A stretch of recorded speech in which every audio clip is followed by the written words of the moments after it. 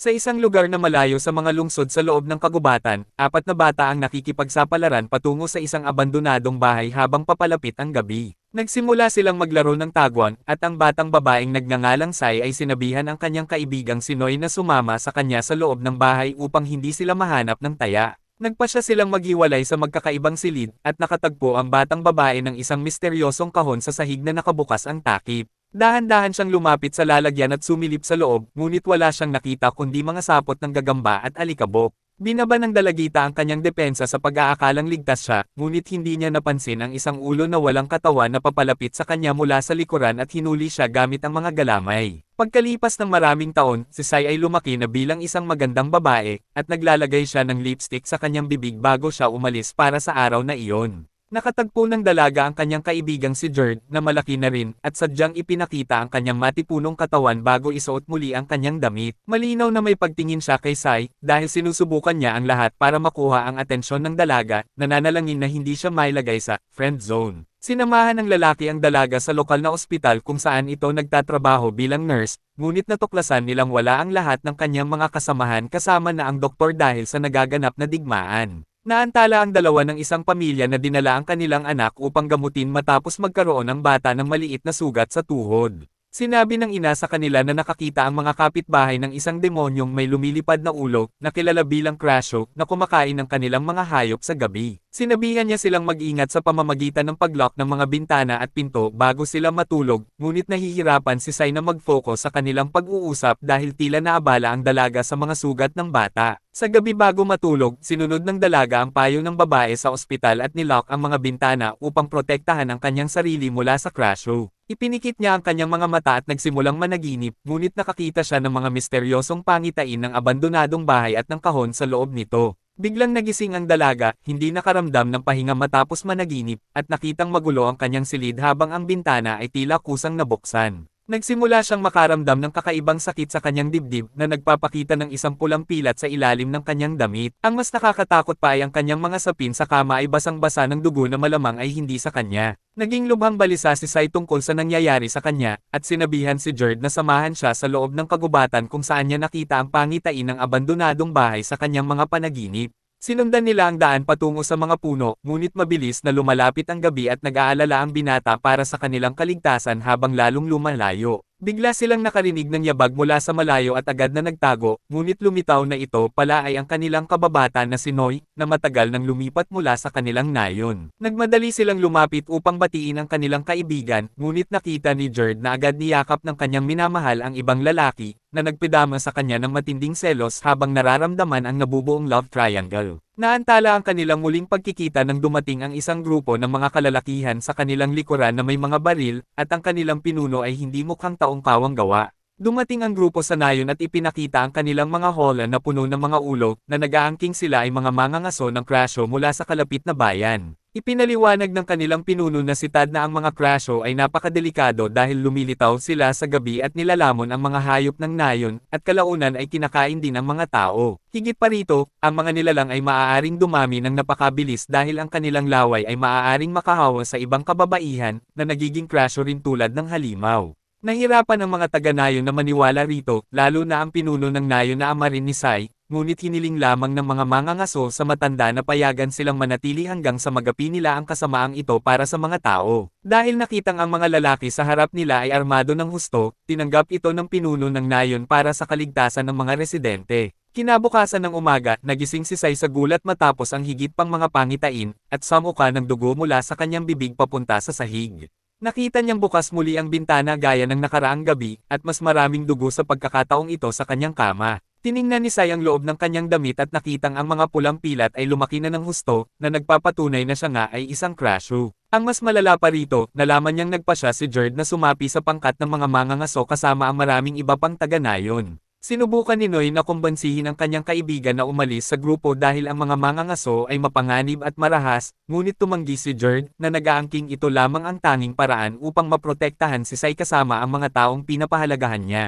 Sa gabi, nagsimulang magpatrolya ang mga mangangaso sa paligid ng nayon upang hanapin ang demonyo, at nagsimulang maramdaman ni Sai ang sensasyon ng transformasyon. Naging pula ang kanyang mga ugat habang ang lahat ng dugo ay nagtitipon sa kanyang leeg at kalaunan, ang ulo ng dalaga ay humiwalay sa kanyang katawan, na nagpabago sa kanya bilang isang nakakatakot na halimaw. Isang natutulog na kapitbahay ang nagising sa hating gabi at nakitang wala ang kanyang sanggol na naging sanhi ng kanyang matinding pag-iyak. Agad na tumakbo ang asawa sa mga mangangaso ng demonyo para humingi ng tulong, at ang mga tao ay tumakbo pabalik sa nayon kung saan nakita nila ang isang nagliliwanag na demonyo na lumilipad sa kalangitan. Nagsimulang mamameril si Tad sa lumilipad na ulo, sinusubukang patayin ang Crasho habang ganap na binabaliwala ang buhay ng sanggol. Matapos ang ilang putok, ang demonyo ay tila naglaho sa lugar, at sa kabutihang palad, nahanap nila ang sanggol ng babae. Sa parehong oras, nakita ni Noy ang Crasho na lumilipad sa langit, at nagsimulang habulin ang halimaw, hanggang sa makarating sa bahay ni Sai. Nag-aalala para sa kaligtasan ng dalaga, umakyat si Noy sa gusali patungo sa bintana, tanging upang makita na ang ulo ay pagmamayari nga ni Sai habang muling ikinakabit ng dalaga ang kanyang sarili. Nagkamalay si Sai, ngunit na-realize niya na ang kanyang transformasyon ay nasaksihan ng lalaking mahal niya, na naging sanhi ng pagkahulog ni Noy mula sa hagdan. Umiyak ang dalaga sa sakit dahil sa pag-aalala na baka hindi na siya kailanman matanggap ng kanyang mahal matapos malaman ang kanyang lihim bilang demonyo. Samantala, pumunta si Noy upang humingi ng tulong at karunungan mula sa monghe sa nayon na tila maraming nalalaman tungkol sa pinagmulan ng mga demonyo. Ayon sa kanya, ang mga nilalang na ito ay may dalawang kasarian, at ang mga lalaking demonyo ay kilala bilang Kroang.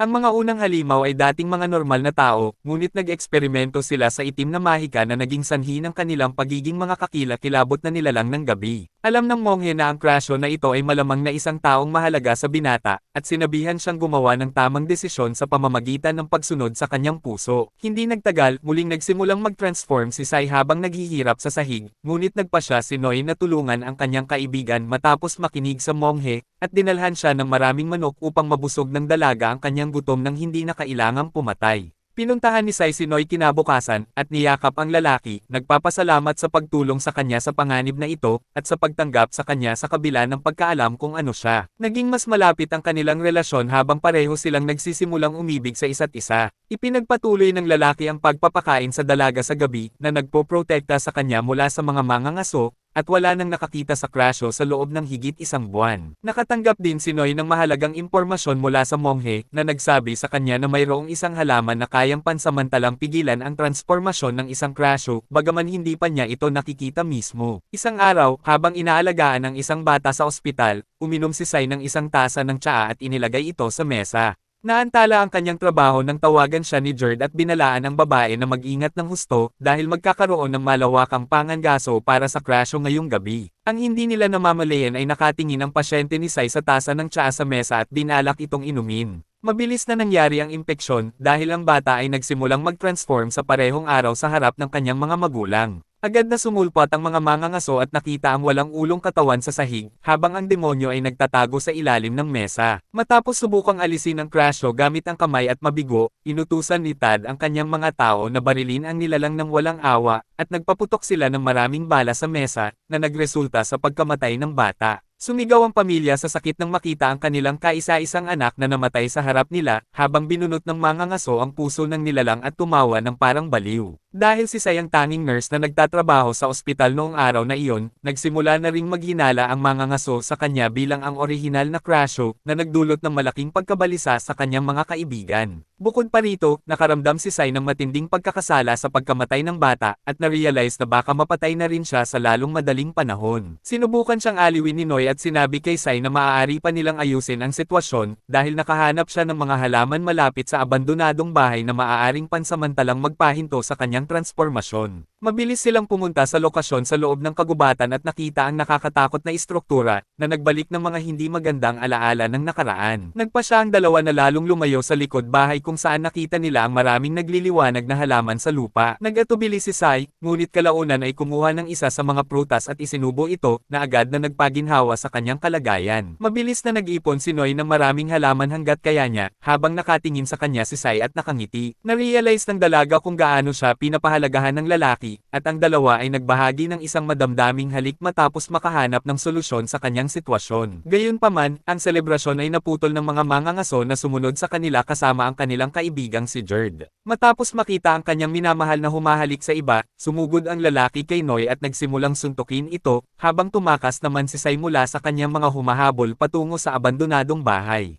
Nagmadali siyang pumasok sa silid at muling nakita ang malaking kahon, ngunit sa pagkakataong ito ay nagliliwanag ito ng pula at tila hinahatak siya palapit. Nagsimulang maalala ni Sai ang nangyari noong gabing iyon maraming taon na ang nakalipas, nang lapitan siya ng Crasho mula sa likuran at halikan siya sa bibig na naglilipat ng mga alaala ng babae sa bata. Si Sai ay sinapian ng nakaraang Crasho at nagsimulang patayin ang mga humahabol sa kanya ng sunod-sunod. Nakita ito ni Tad at nagsimulang barilin ang demonyo, ngunit sinubukan siyang pigilan ni Jerd na nagbigay kay Sai ng pagkakataong makatakas. Nagalit ang mangangaso at itinapon ang binata mula sa gusali. Matapos ang ilang oras, nagawang bumalik ni Sai sa kanyang katawan, at sinamantala ni Noy ang pagkakataong ito upang palihim na bumalik sa nayon kasama ang dalaga. Agad na bumalik si Sai sa bahay at inilagay ang gamot sa isang ligtas na lugar, habang ang pinuno ng nayon ay inabisuhan tungkol sa isang kakila-kilabot na kaganapan na nangyari kagabi. Lumitaw na ang lahat ng mga mangangaso ay pinatay ng Crasho, at ang tanging nakaligtas sa pag-atake ay ang kanilang pinuno na nagdala rin kay Jerd pabalik sa nayon. Isinalaysay ng mangangaso sa mga taga-nayon ang nakapangangilabot na pakikipagtagpo sa demonyo, at pinaratangan ng lalaki ang anak ng pinuno ng nayon na siyang gumawa ng malawakang pagpatay. Nagawa niyang kumpansihin ang mga tao na habulin si Sai sa isang witch hunt, habang desperadong sinusubukan ng ama na pigilan ang lahat. Sa kabutihang palad, nagawang manatiling tao ni Sai sa pamamagitan ng pagkain ng mga halamang gamot at nagpakita sa harap ng mga tao bilang isang normal na babae. Sinamantala niya ang pagkakataong ito upang baligtarin ang mga ngaso, sinasabing sinubukan siyang gahasain o saktan ng lalaki sa loob ng kagubatan,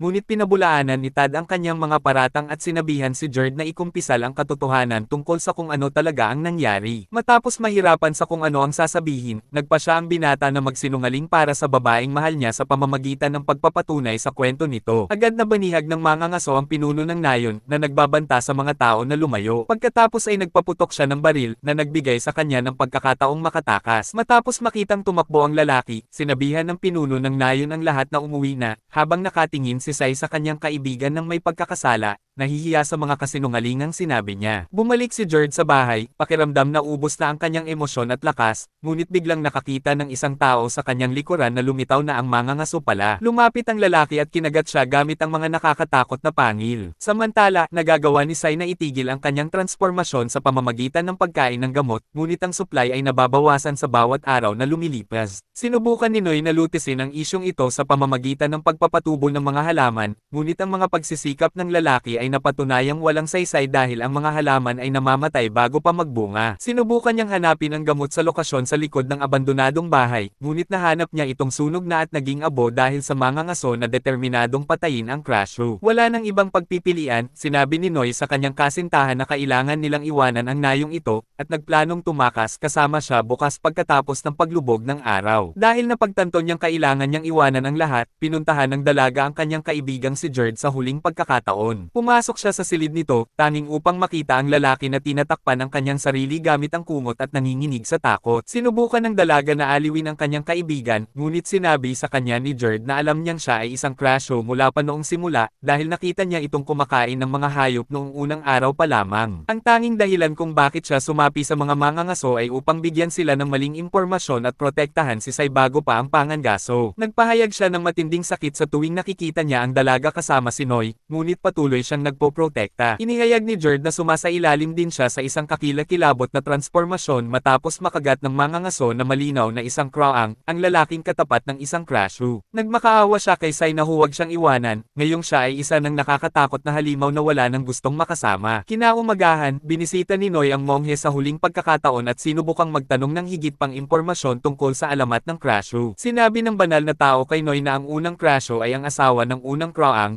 ngunit nagtaksil ang babae sa asawa na nagresulta sa kanyang kamatayan dahil kinuha ng Kroang ang kanyang puso mula sa kanyang dibdib. Mula noong unang inkarnasyon, ang Kroang ay itinakda na subukang patayin ang bawat Crasho sa planetang ito. Bago lumubog ang araw, naghanda si Sai na iwanan ang kanyang tahanan ng permanente, ngunit pinigilan siya ng kanyang ama at dinala siya sa pampublikong teatro upang ipakita sa lahat na ang kanyang anak ay hindi isang demonyo. Dumating si Noy sa kanilang lokasyon ng pagkikita, ngunit nakitang wala doon ang dalaga at na-realize na mayroong mali. Dahil wala ng mga gamot, nagsimulang mag-transform si Sai sa publiko habang ang kanyang ulo ay humihiwalay sa kanyang katawan, na nagdulot ng sigawan sa takot ng lahat. Samantala, naging lubhang nawala ng pag-asa si Jerd nang maisip niyang hindi tutuperin ni Sai ang kanyang pangako. Sumigaw ang lalaki ng may galit at nagsimulang mag-transform, form, hanggang sa maging isang nilalang na tila vampira gaya ng mga ngaso. Lumipad si Jared patungo sa pampublikong teatro kasama si Tad, kung saan ang mga tao ay nangangaso sa crasho, at hinablot ang ulo ng babae mula sa hangin. Tiningnan niya si Sai nang may galit at sinubukang patayin ito, ngunit dumating si Noy sa tamang oras para pigilan ang kanyang kaibigan. Matapos tingnan ng dalaga at muling makuha ang kanyang pagkatao, sumugod si Jared sa lalaking tunay na responsable sa kabaliwang ito at ang dalawa ay nagsimulang maglaban ng matindi. Nagawang mapabagsak ni Jared ang mga ngaso habang pareho silang nahuhulog sa lupa. Ipinagpatuloy ng dalawa ang pagpapalitan ng mga atake ngunit mabilis na nakakuha ng bentahe si Tad at naidiin ang binata sa sahig. Sinaksak ng mga ngaso ang lalaki sa dibdib at hinugot